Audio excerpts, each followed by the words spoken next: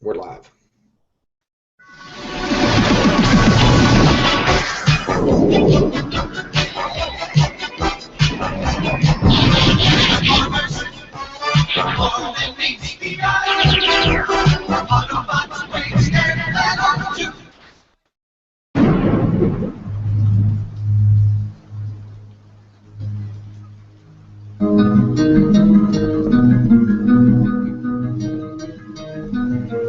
This is TFYLP Newsstand, a production of TFTalk.net. Join the cast as they discuss the world of Transformers comics and novels from both the past and present. Now, here are your hosts. I am Unicron and Insane Galvatron.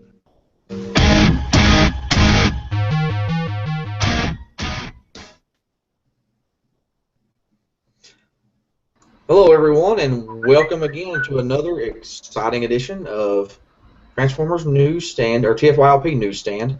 Although this is really the first one we're doing a review. Last week was just our introduction. I am Insane Galvatron, and with me is I am Unicron. Hello, everyone. All right, so last week we talked about we're going to start. The point of this podcast was to take everybody through the old original IDW stuff, because no other podcast seems to be covering that right now. So this week we're going to be starting with Infiltration. The significance of this, for those of you who haven't been reading the early stuff, is this is kind of the groundwork that Furman wrote, because he started out writing IDW comics. After Greenway tanked, he was writing that stuff, so IDW hired him. He came in, started out, and was doing some really good world building. And a lot of the stuff that's laid out in these early issues is in the current comics. Like, for example, Infiltration, as this one's called, this series, is the Phase 1. It's basically the Decepticons, during the Great War, I'm kind of spoiling a little bit what's going to be in these issues here, but they would go to planets to strip them of their resources, and they had 6 phases. And one of those phases, the first one was Infiltration, and then like I said, we'll go through the other phases as we go through the comics. You find what they are, but the reason why this is relevant now is because you have a lot of references to like Six Shot, Overlord, and if you're more than a meets the eye reader, you're introduced to what's the guy's name? The other Pretender that was a Japanese only guy. The DJD killed him in their first appearance. Who was that, Brandon? Shoot, I can't remember his name, dude. Black Shadow. God dang it. Okay, these were the Phase Sixers, because they were basically they initiated and completed Phase 6 of Megatron's plan. So I don't think, as we read through, I don't think they ever get to reveal all the phases. I think we see 2 of them actually in the books, but then plans get jumped ahead. So Megatron initiates Phase 6 early and calls in Six Shot, which again will be later. And Ratchet kind of fills in the blanks for a couple of the phases in between that should have happened. But I don't think we ever found out what Phase 5 was. I think Phase 1 and 2 we see in the book. Ratchet talks about 3 and 4. And then I think Six Shot comes in when they do Phase 6. I could be wrong on that. It's been a while since I read these, and I binge read a lot of comics. So I may have just missed that detail. Do you remember, Brandon, or how far have you read in this stuff before now? I've read most of it, but I don't remember. Actually, talk about Stage 5 in this first series a little bit. Going into Stage 6, but obviously it's I don't want to get ahead too far, but so maybe this would be the series with Stage 5 right out the back. Well, this is Phase 1. I know at the very end, Megatron says Phase 2. We're going to move on to Phase 2, which is the next series. But I can't remember if it was in this one or the next series where Ratchet explains it to the kids. But you're right, he may have explained it. It's this series. Okay. Because I will be honest with our listeners here. I've had a really hectic week. Part of the reason this comic podcast has been so slow in getting started, just because my life has been crazy. I've been actually wanting to start this for months. And so I just had such a busy week that I haven't had a chance to reread this series. So I'm mostly running off my memories of the first time I read it about a year ago. And again, I binge read so much, it's hard to remember what happened just in this series. Because I was actually, when I'm trying to recall it, I was remembering stuff from later series in these books. I was just kind of thumbing through them a minute ago, and I was like, oh, wow, I didn't get there yet. Mm-hmm. But we will start out with issue 0, which I will hold up my tablet here so you can see the cover. I'm not going to show every page because I don't want to get in trouble for reading, the whole thing on air, letting people to see it, take screen caps or whatever. I don't want IDW cracking down on us for showing everything, but I may show an interesting panel or two this way. This was if I'm not mistaken, wasn't issue 0 a free comic book day comic? I think it was, because it just has like a little bit of actual comic in it, and they got some really cool stuff in here.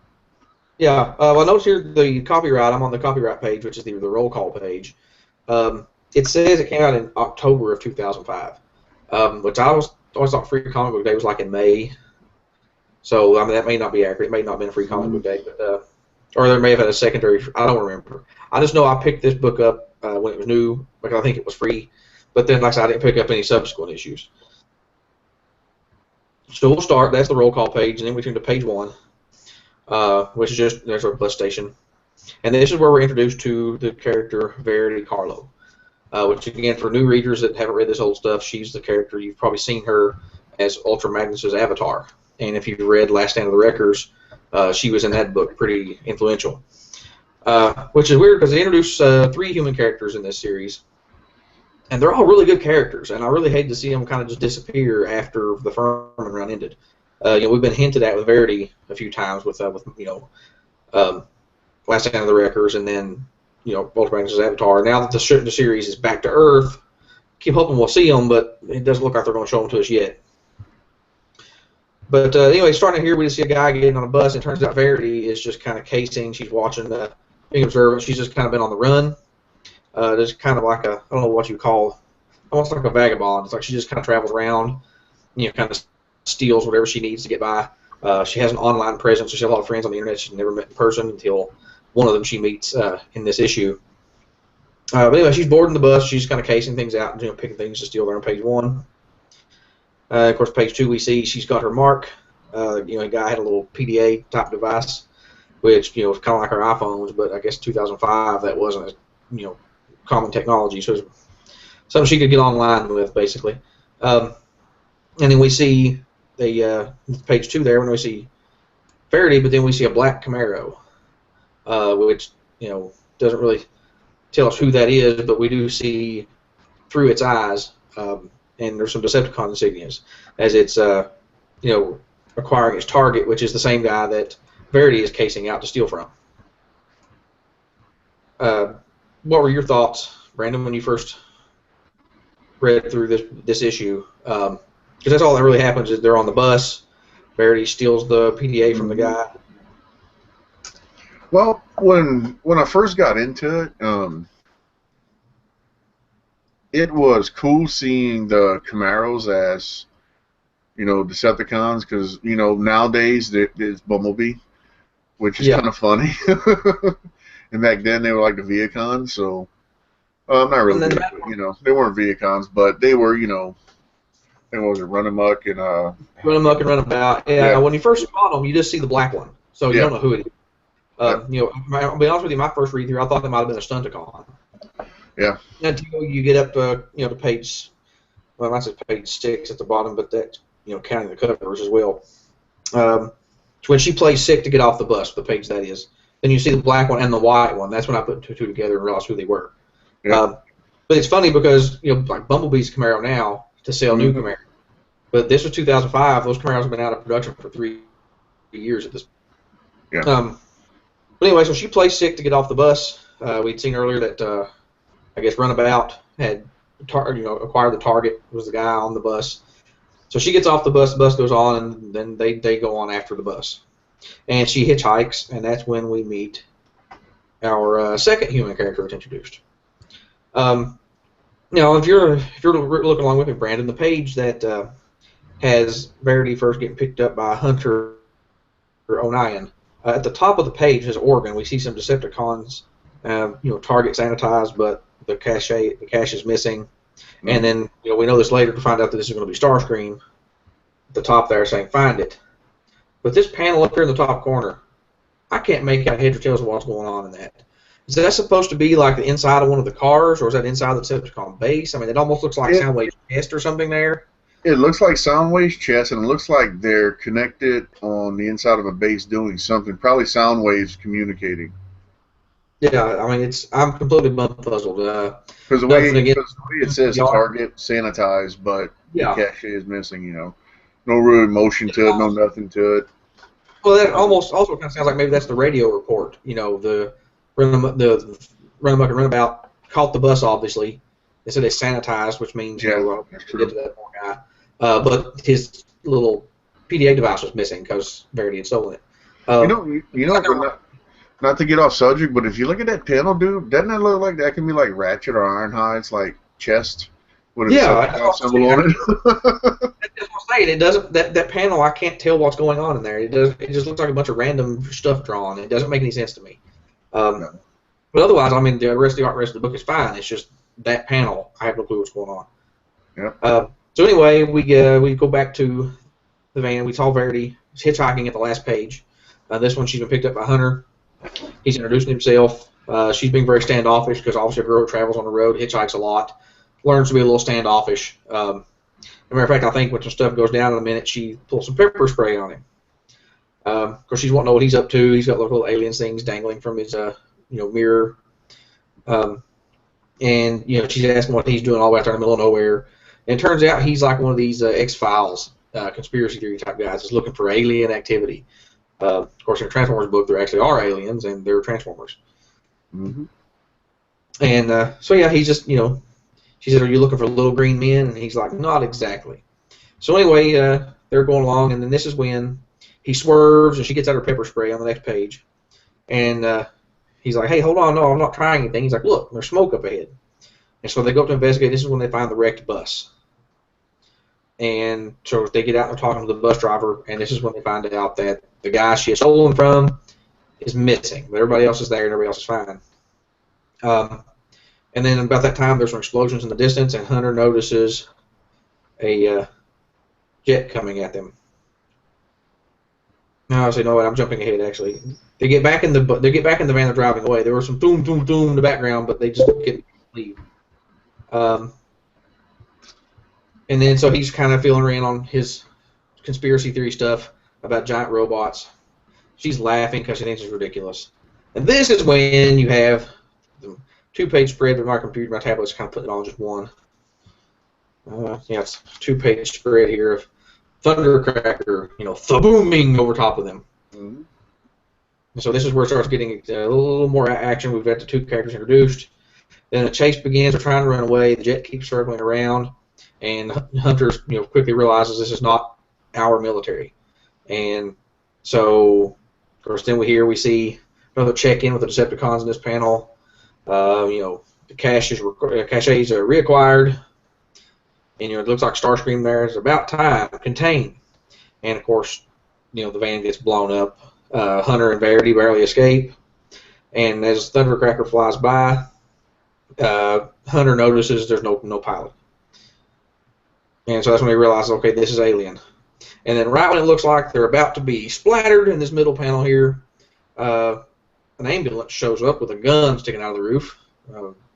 Bet you can't guess who that is. And basically, kind of shoots a Thundercracker, kind of just blinds him, distracts him, or whatever. So he kind of hits top of a mountain. And then he kind of does his best Arnold Schwarzenegger impression. There's like a person in the seat. And at the bottom here, he says, "If you want to live, come with me." I don't think it's coming up real good on my computer there, but yeah, if you want to live, come with me. It's like almost like Terminator 2. Ratchet doing his impression of Arnold Schwarzenegger there. So for a introductory issue, free issue, we see 4 Transformers. 3 of them are Decepticons, and meet our 2 humans. I remember when I read this, I was really excited about it because it actually was a pretty decent comic.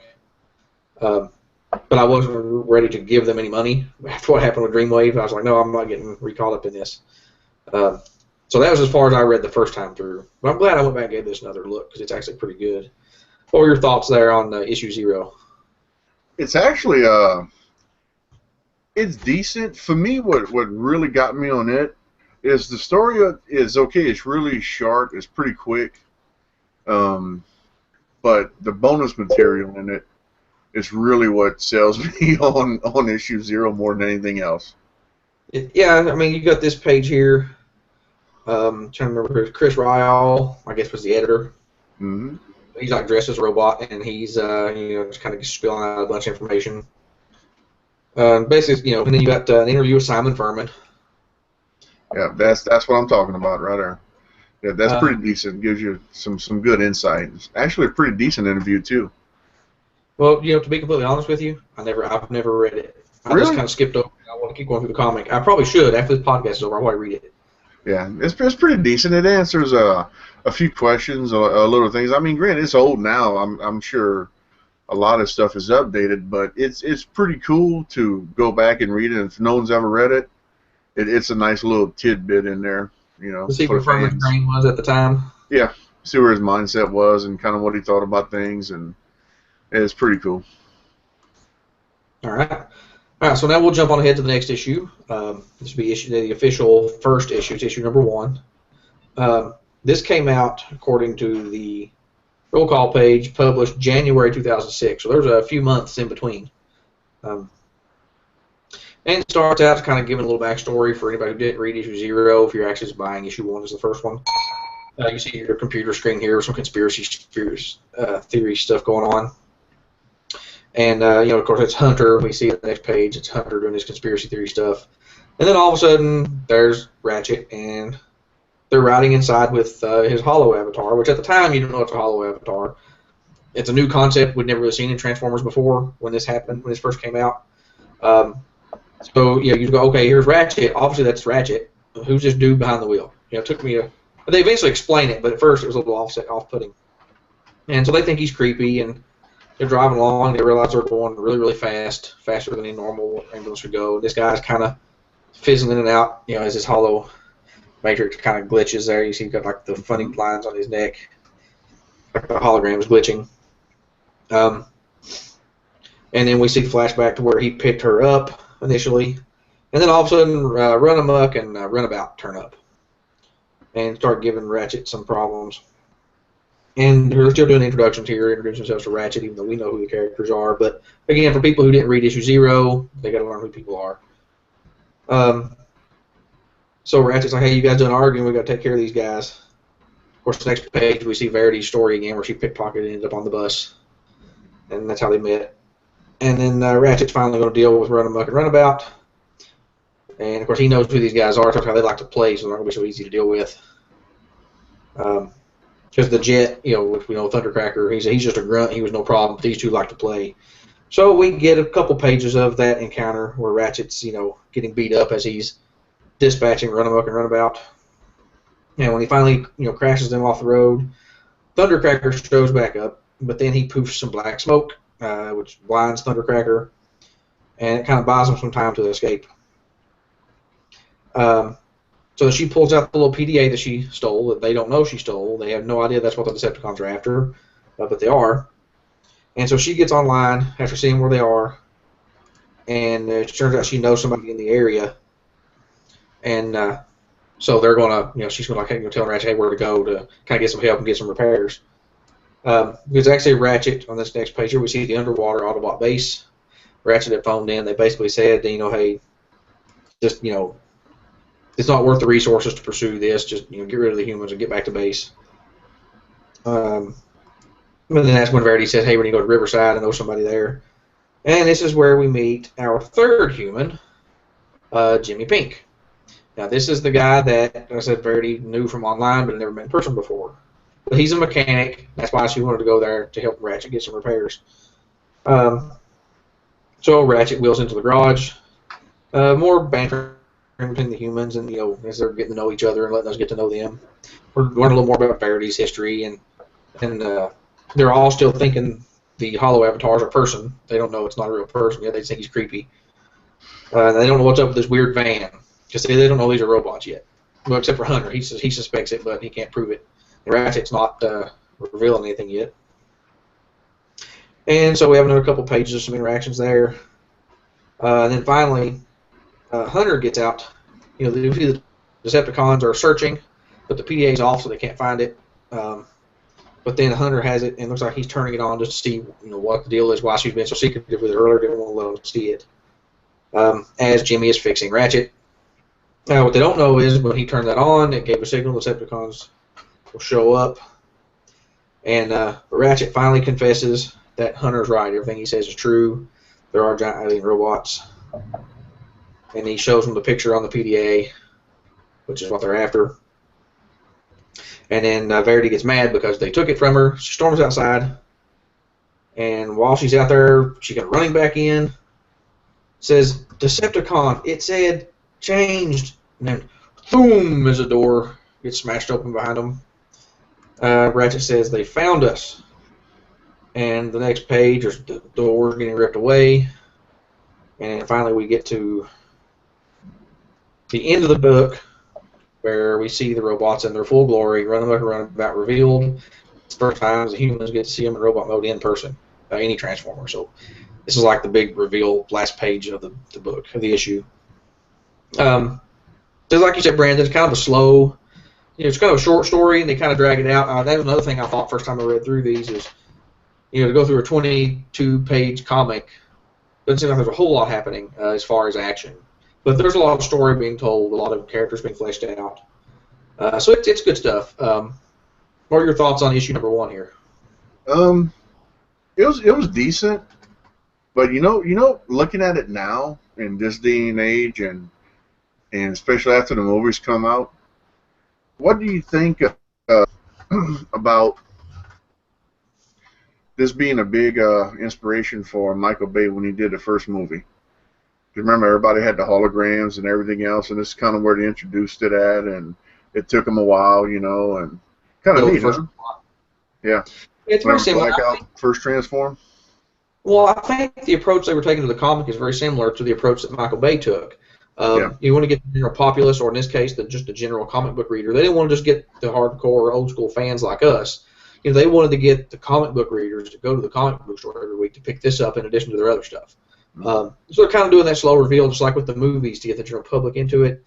You got to start with the humans, because pretty much all other comic books are human-based. I mean, they may be aliens, but they're humanoid aliens. Actually flesh and blood. Like Superman, or you've got guys like Iron Man. So it's like comic book readers are going to read about people that they're going to connect to, initially, until you get more time with the robots, then they'll connect to the robots. And I think that's what they did. The slow reveal, and a lot of character focus on the humans. I think, like I said, at the time, we didn't have a lot of Transformers fiction other than whatever cartoon was out. So I think at this time it was like Cybertron. I think Cybertron was just finishing up. Yeah. And or was it animated that just came out? No, Cybertron was finishing up. Yeah, this was animated was after. Because I think Cybertron came out in 2005. Yeah, Cybertron was 2005. It finished up, and in 2006 is when they started re-releasing everything, like the old movie, like 2006 and 2007. 2006 was when, was it Shout Factory, when they re-released the original animated movie with all the bonus stuff on it and all that? Sony, I think. Was it Sony? I'd have to look on my disc. I remember the 06 BotCon in Lexington, they actually had a movie theater downtown Lexington where they showed the 86 movie. Awesome, it was their version where they had remastered it, Hot Rod looked kind of pink. Yeah, so I remember they showed that there. So that was Sony.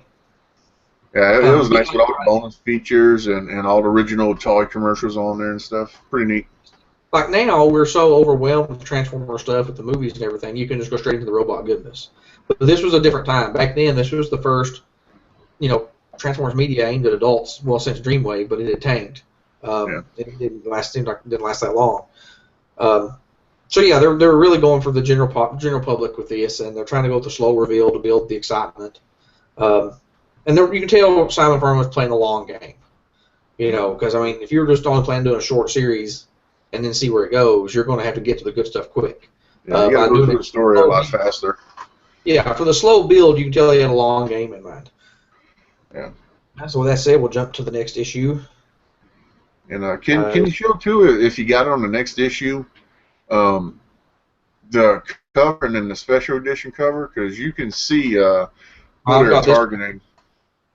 I don't know if that's on issue number 2, there is actually... Yeah, I only have one because of my scan. Okay. Okay, there's actually, let me count. 1, 2, 3, 4, 5, 6, 5 different covers on issue 2. That there's Wow. possible covers that you can get. I wonder why they had so And many. I don't know, but a lot of it throws back to like on one there's G1 Starscream, like the toy. On his packaging, you know how he was in robot mode? Let me pull it up on my tablet real quick here. So I got it on my desktop. And I think it's just really cool. And or is it a double cover? I think it's like a double cover. It's like AA, and then we got B, and then C, D, another B. Yeah, I think it's like a little double cover type thing. But it's neat because they show Thundercracker after Ratchet. And another one shows Thundercracker shooting the kids with Ratchet in the background and a weird-looking Megatron back there. And then they show Prowl pulling a gun, some other stuff. Well, I do remember they've always been real big on multiple covers.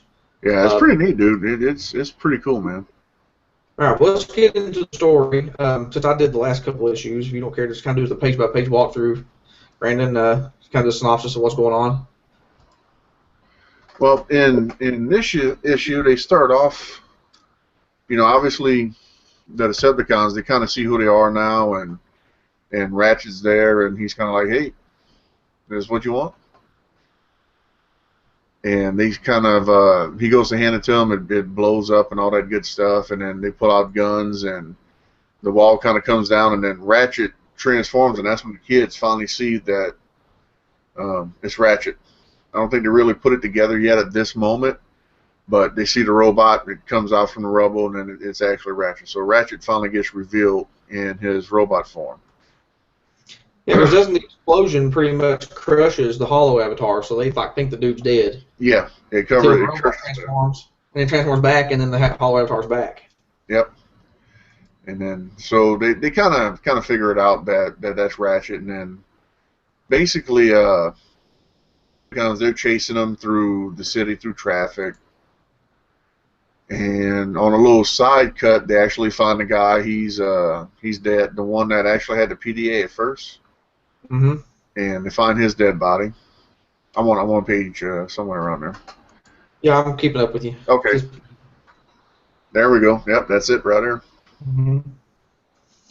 And they're still chasing through traffic, tearing everything up, destroying everything. They're just banging up Ratchet pretty hard. And they go into that battle mode, which is actually used quite often now in the movies.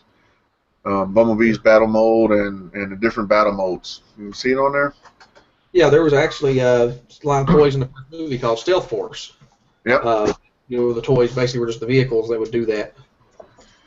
Yep, and then that's what these pop up, and it's pretty neat. I'm trying to remember if I saw them before this, because I really don't remember. It's hard thinking about it now because I watched all the movies, and then now this is out, and I'm going back and reading this again because it's been years. Mm-hmm. But I'm trying to think if it was really out before then. It probably was. I got to go back through my older Dreamwave comics and see. I think it was in there somewhere, maybe. Oh, they had this in Dreamwave as well? I don't remember. It's kind of blending together right now because it's been a while. Right. Yeah, exactly. So, it's kind of like with me, too. I know as far as mainstream, I remember thinking this was kind of new at the time. I had read all the Dreamwave stuff, and if that was in there, I must have missed it. But first time I saw this in here, I thought it was really cool. It had like a mask field. Yeah. Where the mask line, the cars were going to transform, the gun stuff would come out. And then that's why I was kind of making a Michael Bay connection, because if you notice a lot of stuff, unless they got together when this was being done, when the script was being written for the movie, and this comic was being written and being published, because a lot of the animation and a lot of little things kind of go along with it. You can see a lot of inspirations towards the movie, so I'm guessing if you're reading this and then you watch the 2007 movie, you're like, hey, man, okay. Did we see much of this 2007 movie? I thought this didn't really show up until... No, this came out a little bit later, the cars, but the hologram and stuff like that, no, that was all in the 07 movie. Was it? Yeah. With Blackout, actually, was the first character. All right, so let's move on in the story because we got a few more issues to get through. Okay. Well, they get it goes down. They're crashing. They're tearing up Ratchet, and then pops up the one little screen with a Starscream, which is we first get our shot of Starscream. That looks. In the shadows. He's popped up in the other issues, but he's just kind of in the shadows. You saw like his face. Or it was just his face, but here you kind of see him, and if you look at him, what does he look like? What figure does he look like? Just off the top of your head, I know it's kind of hard to see in here. You can see it a little bit better later on. Well, I mean, he turns into F-22. That's obvious. Yeah. But he looks kind of purple, so he almost looks like Skywarp. Yeah, he looks like Skywarp, but his body style looks more like his Generations toy right now that's out. It looks similar to it. Then he's holding up this little orb. He's saying Destiny. He's talking to Blitzwing is within his grasp. I know I'm kind of blowing through it pretty quick here because it's really about Ratchet and the kids, and they're just chasing him and they're destroying everything, trying to stop him. And well, the little side scenes with like the humans, like finding that body, and there's like some people in a big corporation were talking, and then like this with Starscream. It's just kind of seeding some stuff that's going to come out later. Yes. And then actually, when you go to on mine is page 20. I don't know what it is. When they're standing on the side of the road and that truck passes by, right after the tanker, right after they pass by the tanker, the whole tanker thing. Yeah, that's when he kind of loses. Yeah, when he loses them. Run muck and runabout. And you see that truck pass by, it just goes by. Yeah, exactly. That's what I was fixing to say. It looks like Motor Master, doesn't it? Here, if viewers can watch them live, can see I've shown up on the screen there. Yeah, it looks like Motor Master. I don't think it actually was. No, but I think they would maybe pay an homage to it in some kind of way because, dude, it's got the little red glass on there, the same body style. I mean, it's awesome, dude. I like to get in their minds and pick it one day and see all the little homage and stuff they'll play into it in here. And anyway, Ratchet takes a direct hit. And here we go. Some of the other Autobots start showing up, which we have Prowl, Ironhide, and Sunstreaker. And they start fighting Thundercracker. And I guess 4 Autobots was more than he could handle. It was just 1 he seemed to be okay with chasing, but after having taken on 4, he takes a couple hits. Yeah, he's gone, dude. He's out of there, man. He can't handle that. Yeah. And this mid-transformation panel, I really like when the other guys start to transform. I look at Prowl. He reminds me of the Swim Super GoBots from the 80s. Where the Future Machine? Yeah, that was a Future Machine. Well, no, like those are the Super GoBots. There was like the Hair Fiend, was like the Baron Von Joy, Psycho. You know, all those ones that when they transformed the cockpit of the car made their head. Yep. I think Prowl kind of looks like a Super GoBot in that frame. Yeah, that's what he does. It looks like that's pretty awesome, dude. Which at this time they already own GoBots, so who knows? Yeah. Now, after that, they turn on Ratchet actually, because it's like Ratchet is breaking the rules and stuff, and he's got them. He should have gotten rid of them, and he transformed in front of them, and now they're actually taking him like he's a bad guy. So, and they're like, hey, he's broken protocol. Yeah. The Autobots are all about the rule of law and justice, and he broke protocol. He didn't just drop them off and come back to base like they said earlier. Yep. And then that's pretty much the end of this book. And then they show the Decepticon base on the last page with the awesome little Decepticon symbol off to the right. And then that wicked. I do have some of the other covers. There you go. You got yours at the end. Mine's at the front of mine. Yeah, because I was here. I think here's the double cover. Yep. Spread. That's neat, ain't it? Mm-hmm. And then I got a little thing for you, man. If you look at the last page, when you look at the Decepticon base, what does that look like right at the bottom of it? If you can see it real quick. Because I like looking for the little things, dude. I like finding maybe that was an Easter egg, maybe it wasn't. Who knows what it is? Talking about like right here. Yep, right there in the center, dude. The head. You can see the head, right? Yeah, you can see the face. Yeah, it looks like a face. Yeah, it looks like got eyes, got the jaws, got hair coming down, and it's awesome, dude. And that All right. pretty much takes care of that issue. All right. So the next issue is number 3. Published in March of 06. So yeah, they're coming out monthly at this point. Their roll call page has more guys being revealed. Yeah.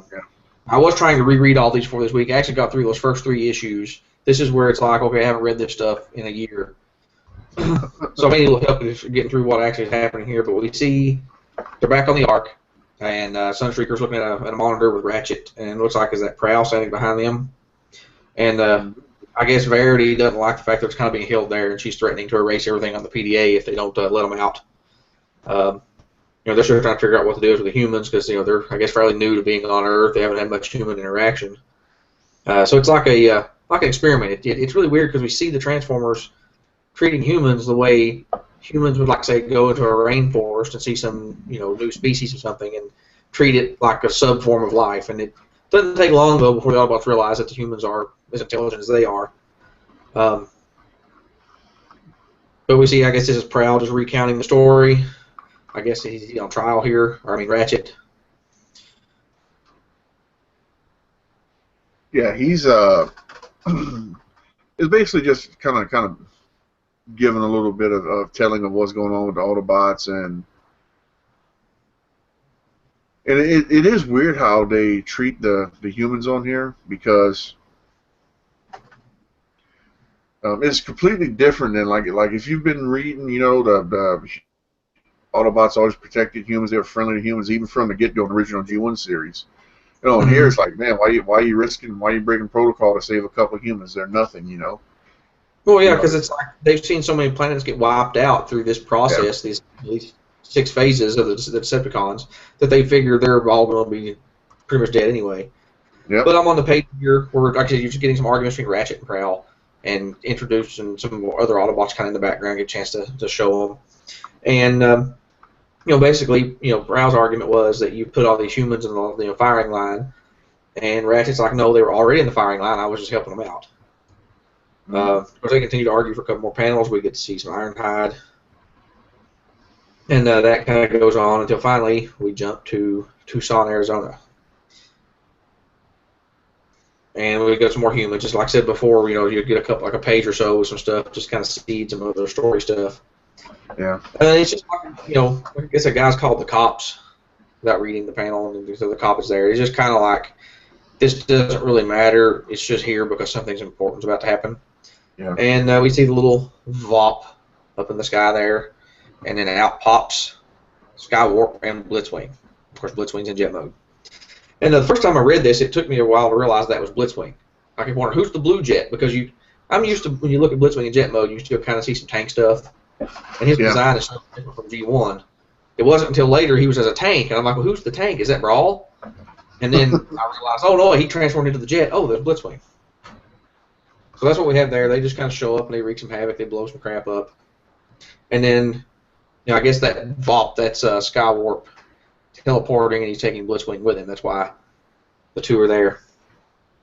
And they just seem to be zipping around because he says next, as if like they're going to go some other place and do the same thing. They're kind of zipping around all over the place, blowing stuff up. I think the reason why they were there originally, because that was I guess where that guy lived, because it kind of looked like a picture of him in that one little cutscene, the original guy with the PDA in the first. Oh, yeah.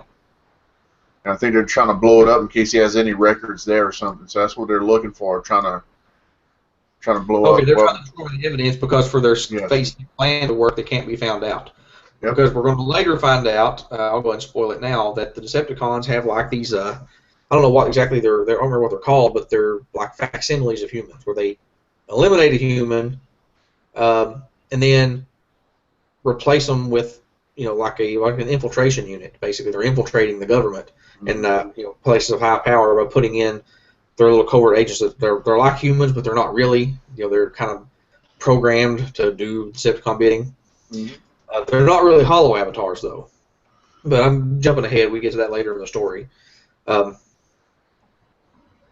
then we go back to the base, and you have Verity still wanting out. All of a sudden, Ratchet's hollow avatar just appears. And this is when she kind of makes the connection. He's some kind of hologram. And so Ratchet goes on to kind of explain what's going on with the hollow avatars and how they're able to they do that so they can move around without having to transform. And as we let them know they're at the bottom of Lake Michigan.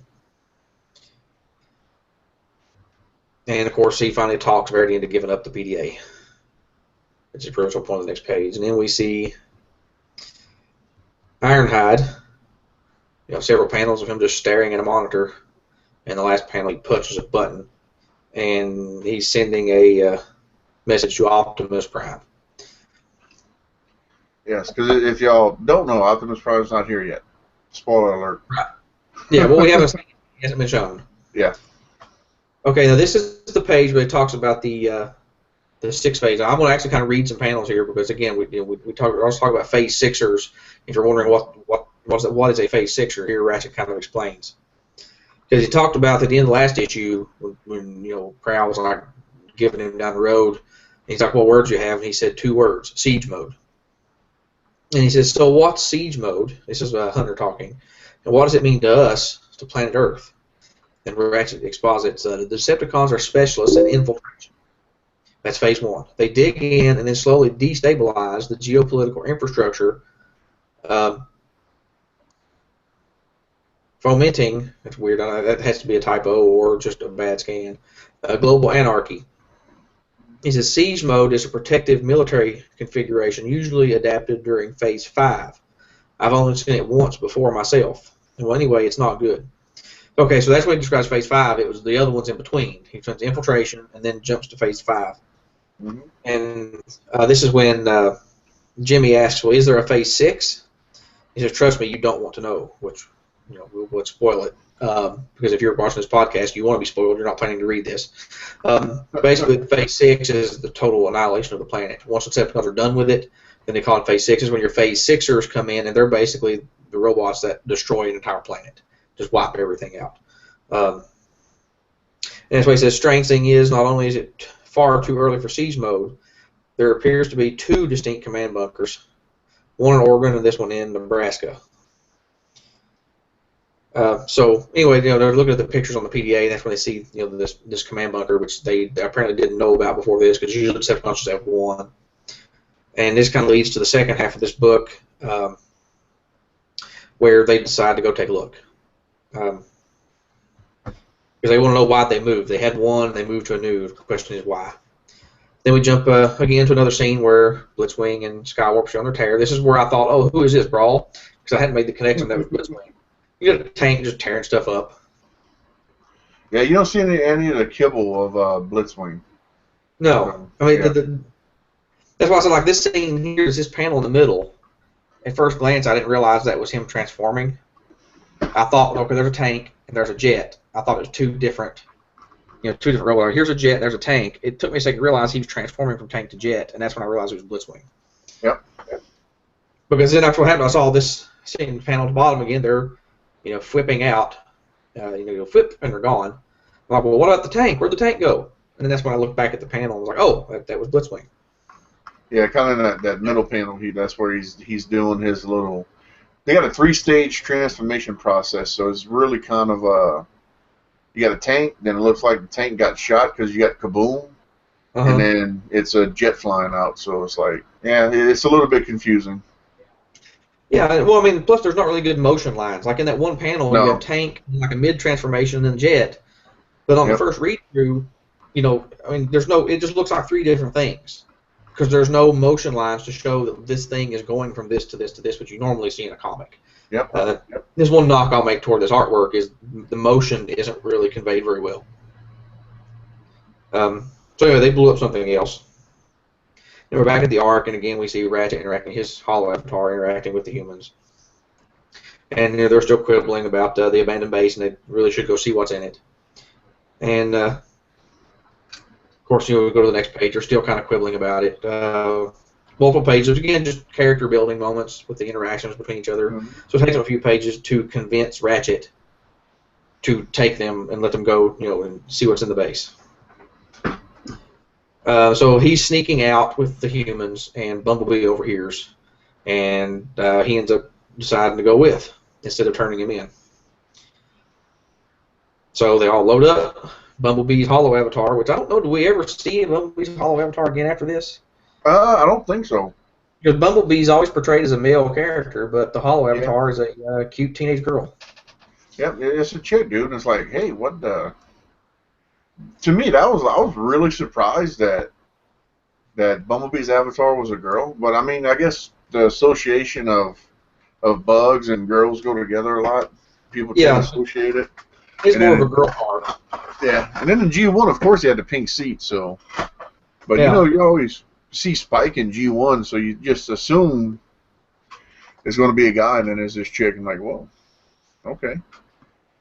That was probably I know it's insignificant, but it was like a big moment for me. Now, so here we are back on the next page, back to Phoenix, Arizona. This looks like the bus that had the guy had been on earlier that got crashed. It's back at the bus garage, and you know, the mechanic's complaining about how much work it's going to be, but he'll get it back roadworthy. And then all of a sudden, kaboom! It gets blown up. And then with the top panel of the next page, we see Thundercracker and Skywarp. Or I'm sorry, Skywarp and Blitzwing next. You know, they're just going around eliminating evidence. And then we see, finally, for the first time, the full image of Starscream, where he's not in the shadows. And he's just kind of sitting there on his little throne. Okay, I recognize behind the throne, where the panel earlier I said didn't make any sense. Yep. The artwork right here. It's that's exactly what we saw on that panel. So that's apparently just some crap on the wall in the Decepticon base. Yeah. It gives more of that mystery. They weren't showing Starscream all the way. But anyway, that takes us to the end of issue 3. It says to be continued. We're going to see his plan. And actually, I know Deron had requested we keep these podcasts under an hour. And how long have we been going now, you think? We've been going a pretty decent amount here. Yeah, it's taking a little longer. I want to go be thorough with these books because of the purpose of this podcast is to let people who haven't been. Probably been about 40 minutes maybe already. Yeah. Let me pull up YouTube and see. Yeah, because I was actually thinking we may, if it's been closer to, if it's only been 30 minutes, we may keep going. But if it's been 40, 45, we'll probably go ahead and just cut here. This is the end of issue 3, and we'll have to make Infiltration, two episodes to cover. Because this one's got a lot of stuff bringing back. It's we can try to fly through it, but it's got some cool stuff in it. Yeah, I'd rather not, because I would rather our listeners watch 2 episodes or download and listen to 2 episodes to get the full story than to breeze through too much and cut over stuff. So looks like we're going to have to start limiting these episodes to about 3 to 4 issues, depending on how much is going on, how quick we can get through them. Yeah, we're at the 47-minute mark. Yeah, I wouldn't care to go over an hour, just a little, if we'd started on time. But again, we got started a little late because we didn't start till almost 9. So, yeah, I think we'll just go ahead and call it quits for there. We still have 3 more issues to do, and there's no way we could do that. It'd be at least another 25, 30 minutes minimum, and that'd be too long of an episode, I think, for tonight. All right, so this was Infiltration Part 1, and I promise I will read these last 3 issues before next week, so I won't have to just kind of flip the pages and remember. So any more thoughts on the first half of Infiltration that we read? It's pretty good. The story starts off just a little bit slow, and if you're not a comic book fan, it is a little bit slow to get into, especially with Zero and then the first book. So it gets better. It gets a whole lot better, but they're just kind of getting their feet wet with IDW and then bringing the story and kind of retelling the story, and it's just a little bit slow moving. That's all. It's not real fast paced and a lot of action and a lot of eye candy like the newer stuff is. Right. But, issues 2 and 3 did kind of pick up the pace a little. Yes. I mean, really, a lot hasn't happened. It's a lot of character building when you read it. Yeah. First humans, then Transformer, and that's a good thing because you're starting a new series. These aren't the same characters they were in Dreamwave. I think that's another reason it's so slow to start. Is IDW's making the point of, look, we're telling the same characters, but we're telling a different story. And in this story, the characters are a little different. So we're going to let you get to know them. So because otherwise, people who had been reading the Dreamwave stuff would just take what they'd read about the characters and the personalities they gathered, from those stories and just start playing it onto these characters. Yep. So I think IDW is really taking the time to show you, these are different characters, and let you get to know them and forget everything you knew before. Yeah, I mean it's a decent series starting off. I'll be honest with you, if y'all haven't read it, y'all should probably just pick it up to thumb through it, especially at issue 0, because it has a Simon Furman little Q&A, little interview with Simon Furman on it, and I think that's kind of just worth having, Yeah, I think too. I know a lot of people don't want to buy a lot of the older stuff. They just will stick to the new hot stories. But I think of the old stuff, I know there's some stuff that's definitely skippable. I know a lot of people don't really care for the ongoing. It's not a bad read, but they don't want to spend the money on it.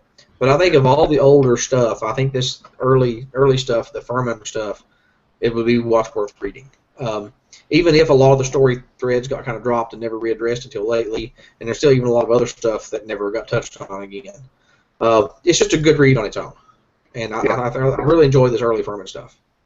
Because you get a lot of little issues, you know what I mean? Like a little mini series on a lot of the older stuff. So you can get a little story arc in about 6 issues and be done with it. It kind of tells a little bit of a story. Then everything starts connecting as it goes along, but it's kind of neat. It's not an ongoing series like you say, where an ongoing series does tend to get boring after you got 60, 70 issues. I mean, there's nothing wrong with that. A lot of it, you still get a good story, but they start stretching and pulling, I find, a lot of times in some comics to keep it going. So, well, I really think what you got to do is you got to keep your story plots fresh. Kind of like instead of doing a reboot. Instead of doing a reboot, as far as rebooting the whole comic, just kind of reboot the story. Like, okay, let's close up these story threads, and let's start some new ones. So you're kind of starting over, but not, which is they've done several times with what they call jumping on points. Like the ongoing, for example, was a jumping on point. All Hail Megatron was a jumping on point. Of course, Death of Optimus Prime was a jumping on point. And they've had a lot of stuff like that where they've kind of, it's still kind of an ongoing story because they've never really thrown any past stuff out completely. But they don't just keep going with the same story. They kind of say, okay, we're done with that. Now let's tell a new story. So anyway, before we sign off, just want to tell the listeners to keep checking out the other TFYLP podcasts. We have our regular show, which will be on tomorrow night. Look for it as well through the same channels you found this one. I'm not sure what the subject matter is for tomorrow night, but it'll be interesting. Those guys have a lot of fun over there. I also ask that you check our Facebook and our Twitter, tftalk.net for the website, and TFYLP. You can find us on Twitter, Facebook, all those, and also our sponsors. Capture Prey, great toys, great service, great prices. I'm hoping I'm saying that in the right order. I can never keep it straight. And for your new stuff, and then Mega Toy Fan for your vintage toy needs. You can find them on their respective websites as well as on Facebook. Mega Toy Fans Facebook.com/ I think it's groups/ just do a search for mega.toyfan and you'll find them on there. So anything else, Brandon, you want to say to our listeners before we sign out?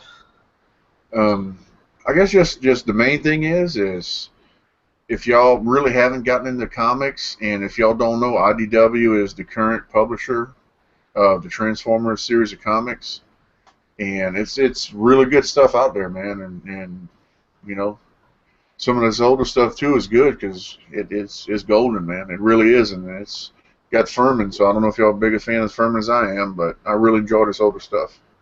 Yeah, once we get through the Furman stuff, we'll hit some other stuff, and it's some of it's good, some of it's not so good. So, but yeah, just keep listening to the show. If you want to know what's worth picking up, what's not, watch our reviews, and by the time we get caught up with the new stuff, you'll have a better idea what the old stuff's worth dropping the money on. But I guess that'll do it then for this week. I'm Insane Galvatron signing out, and everybody have a good week. Have a good one, guys.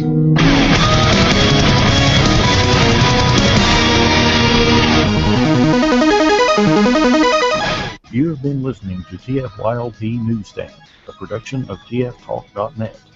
We would like to thank you for listening, and be sure to rate and subscribe to us on your favorite podcast outlet. And most of all, share us with your friends. Please also check out our main show, Transformers for Your Listening Pleasure, on Friday nights on YouTube, as well as audio versions from iTunes and our website.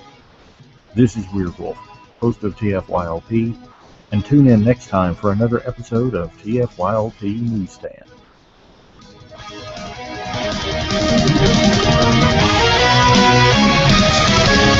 Bye.